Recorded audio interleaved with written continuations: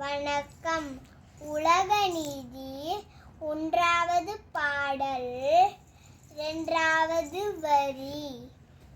ஒருவரையும் பொல்லாங்கு சொல்ல வேண்டாம். பொன்னமராவதி இல்ல, மதியழகன் மகேஸ்வரின்னு என்ற தம்பதிக்கு யோகேஸ்வரின்னு 2 பிள்ளைங்க. மதியழகன் மருந்து கடை வச்சிருந்தாங்க. மகேஸ்வரி குடும்ப தலைவி. யோகேஷ் 3ஆம் வகுப்பு படிச்சுக்கிட்டு இருந்தாங்க. யோகேஸ்வரிக்கு 3 வயசாச்சு. யோகேஸ்வரிக்கு இன்னும் மழலை மாறாம அழகா பேசுவாங்க. குடும்பத்தில் இருக்கிற எல்லாரும் ரொம்ப ரசிப்பாங்க. ஒரு நாள் யோகேஸ்வரிக்கு அழுதுகிட்டே அவங்க அம்மாட்ட போய், அம்மா அண்ணா அடிச்சிட்டாங்கம்மா அப்படின்னு சொல்லுவாளாம். அவங்க அம்மாவும் உடனே, செல்லமாச்சு, ஏன் அண்ணா அடிச்சாங்க, வா போய் அண்ணாட்ட கேட்போம் அப்படின்னு சொல்லுவாங்க.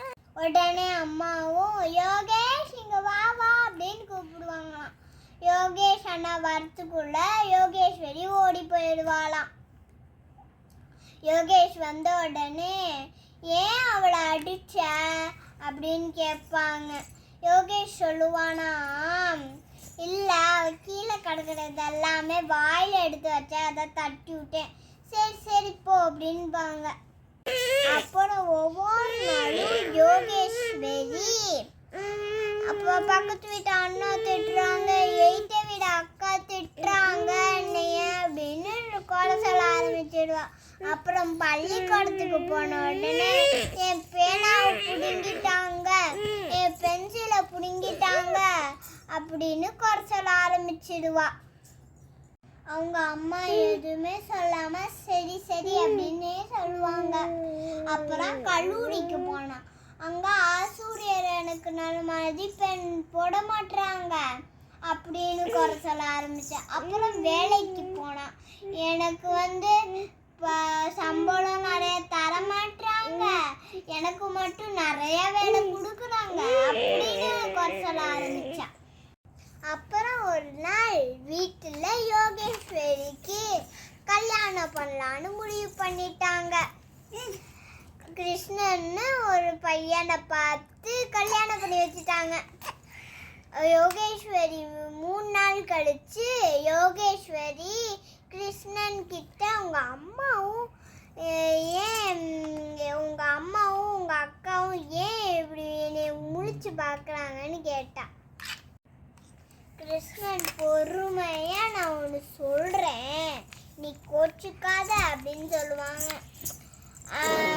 கிருஷ்ணன் சொல்லுவாங்களாம், இந்த மாதிரி நம்ம கல்யாணம் நடந்ததுல உங்களுக்கு ரொம்ப சந்தோஷம், நம்ம கல்யாணத்துல தான் ரொம்ப சந்தோஷம், உன்னை எதுக்கோ பார்த்துருப்பாங்க, நீ போய் என்னன்னு உடனே போய் கேட்டிருக்கலாம்ல, ஏன் கேட்கல, கேட்டிருந்தா நீ அதை யோசிக்க வேண்டாம்லன்னு சொல்லுவாங்க.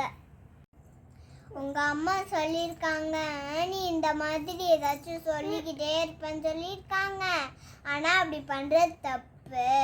இந்த உலகத்திலே கடவுள் படிச்சிருக்காரு, ஒவ்வொரு பூவும் ஒவ்வொரு வாசனை, ஒவ்வொரு இடமு, ஒவ்வொரு அளவு படைச்சு அப்படி வேற பூவா படைச்சிருக்காரு. அதே மாதிரிதான் மனுஷங்களும் வேற மாதிரி தான் மனுஷங்களும் இருப்பாங்க. அதனால அவங்கள குறை சொல்லாம நம்ம கிட்ட என்ன மாத்திக்கணுமோ அதை மாத்திக்கணும். எல்லாத்தையுமே யோசிச்சு பார்த்து புரிஞ்சுக்கோ யோகேஸ்வரின்னு சொல்லுவாங்க.